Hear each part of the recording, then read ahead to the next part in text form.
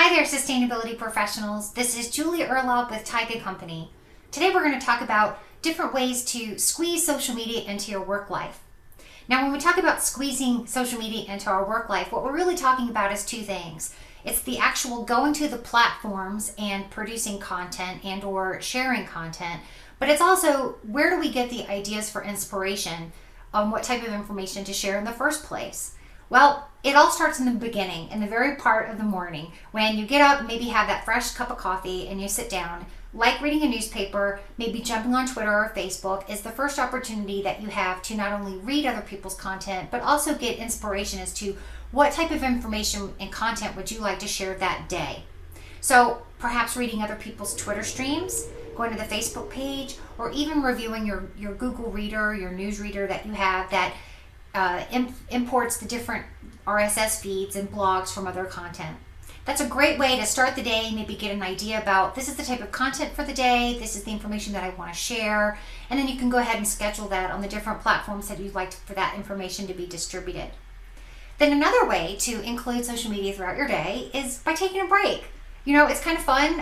Oftentimes I think we reach for food or water, or we go to the bathroom, or we just pick up the phone and chit chat with a friend for a quick break. But perhaps jumping on social media might be an opportunity for you to create a new positive habit and also introduce social media into the day.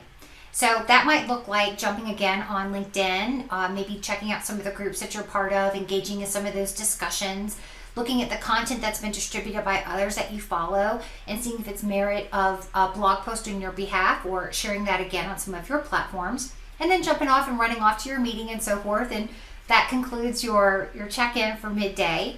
Then again, perhaps after lunch, you can do the same thing. And then in the evenings, it's really nice to reflect upon what content actually did get circulated on your behalf.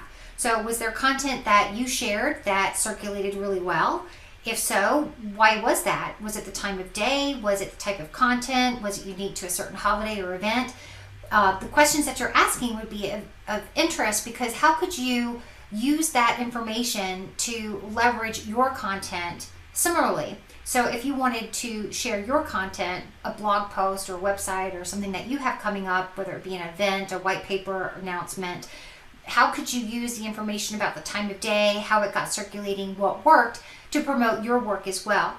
So at the end of the day, taking a time to set aside to not only reflect on what worked and what didn't work, but also plan for the next day can give you some inspiration as to, hey, I did really well on this, and this is food for thought going forward, or this didn't work, so maybe I can try a different approach.